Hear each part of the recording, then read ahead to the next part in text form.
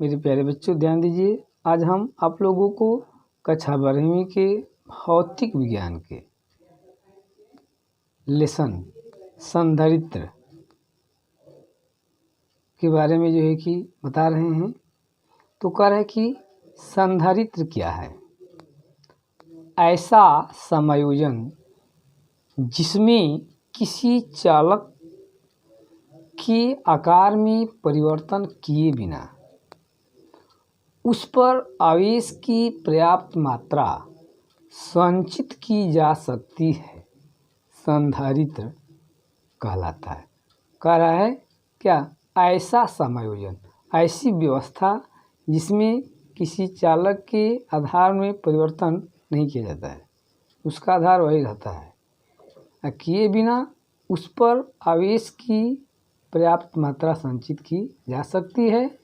तो इस व्यवस्था को कहते हैं संधारित्र। संधारित्र किसी विद्युत रोधी के द्वारा पृथक दो चालकों का निकाय होता है। संधारित्र क्या होता है? संधारित्र किसी विद्युत रोधी के द्वारा पृथक दो चालकों का निकाय होता है। ठीक है ना? संधारित्र को परिपथ में संकेत, ये संकेत है, द्वारा व्यक्त करते हैं।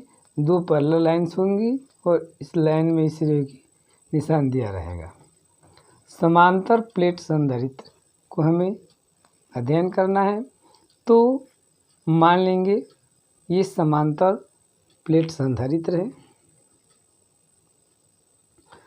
तो हम मानेंगे कि माना एक समांतर प्लेट संधारित्र की समान क्षेत्रफल एक की चालक प्लेटों P1 व P2 है, जिन्हें परस्पर d दूरी पर एक दूसरे से समांतर रखा गया है।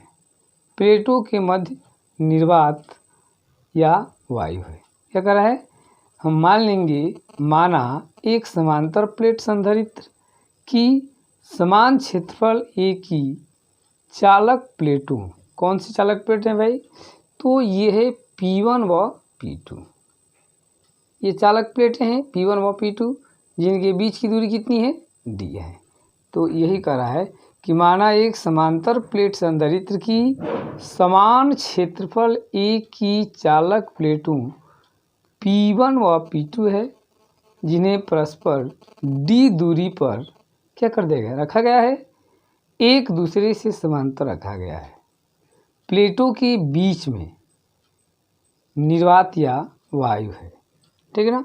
तो कह रहा है कि यदि प्लेट P1 को धन आवेशित करते हैं, P1 को क्या कर देते हैं? धन आवेश देते हैं, तथा P2 को वाह्य सतह को भू संपर्कित करते हैं, तो प्लेटों P1 पर धनावेश प्लस Q एवं प्रेरणा के कारण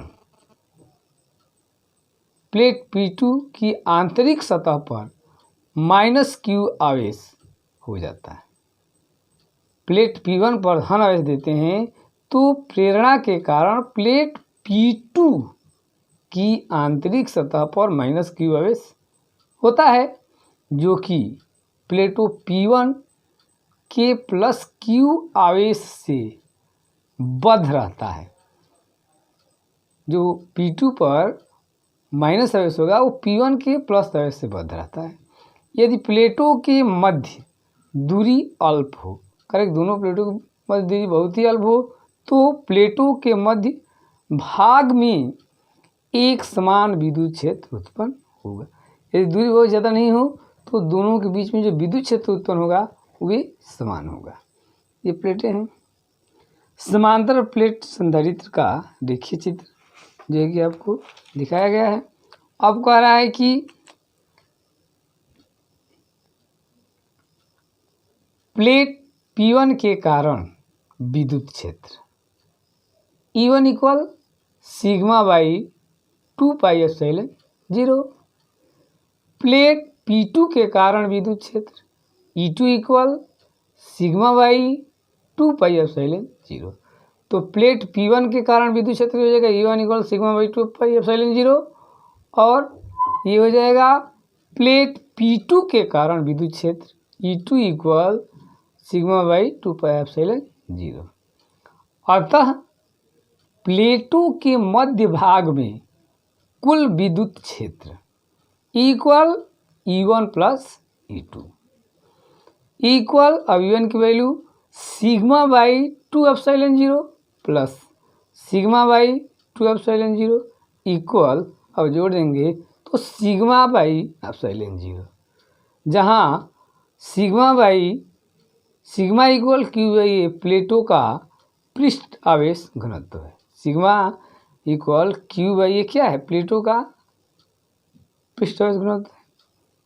प्लेटों के किनारों पर परस्पर प्रतिकर्षण के कारण विद्युत क्षेत्र वक्रीय हो जाता है तथा बाहर की ओर निकल जाता है। कैसा होता है? वक्रीय होता है और बाहर क्यों निकल जाता है? इस प्रभाव को क्षेत्र का उपांत कहते हैं। प्लेटों के किनारों पर परस्पर प्रतिकर्षण के कारण विद्युत क्षेत्र क्या होता है? वक्रीय हो जाता है तथा बाहर की ओर निकल जाता है। इस प्रभाव को क्षेत्र का उपांत कहते हैं। दोनों प्लेटों का विद्युत क्षेत्र परस्पर विपरीत होने के कारण, दोनों प्लेटों का विद्युत क्षेत्र परस्पर क्या होता है? विपरीत होने के कारण कुल विद्युत क्षेत्र शून्य होता है।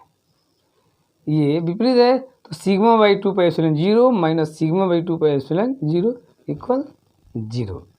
ठीक है, तो कह रहा है कि चूंकि प्लेटों के मध्य विद्युत क्षेत्र E equal sigma by epsilon 0, तो हम सिग्मा की वैल्यू रख देंगे Q by A into epsilon 0। तो कह रहा है कि अतः प्लेटों के मध्य विभवांतर V equal E into D. अब आइए तो V इक्वल, अब हम E की वैल्यू यहाँ से उठा देंगे। E की वैल्यू कितनी है? Q बाई A एप्सिलॉन 0 यहाँ पर रख लिए, Q by A epsilon 0 into ये डी है, ये क्वेश्चन नंबर 2। कह रहा है कि अतः संधारित्र की धारिता C equal Q by V। अब आ जाइए तो C इक्वल Q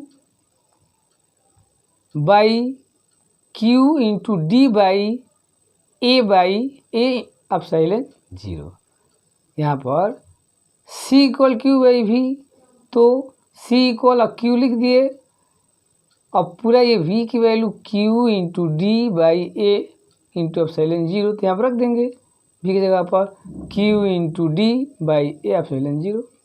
Q से Q कैंसिल हो जाएगा तो क्या बचेगा?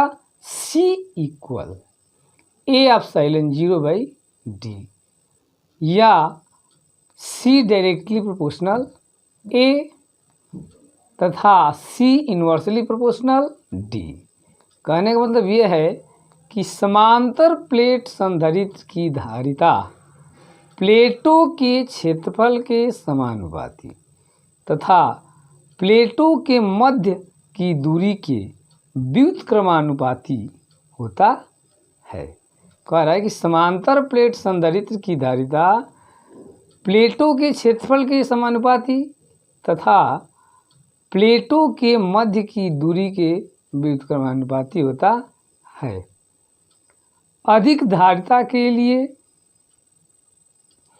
प्लेटों का क्षेत्रफल अधिक तथा मध्य की दूरी कम होनी चाहिए। अधिक धारिता के लिए प्लेटों का क्षेत्रफल अधिक तथा मध्य दूरी कम होनी चाहिए।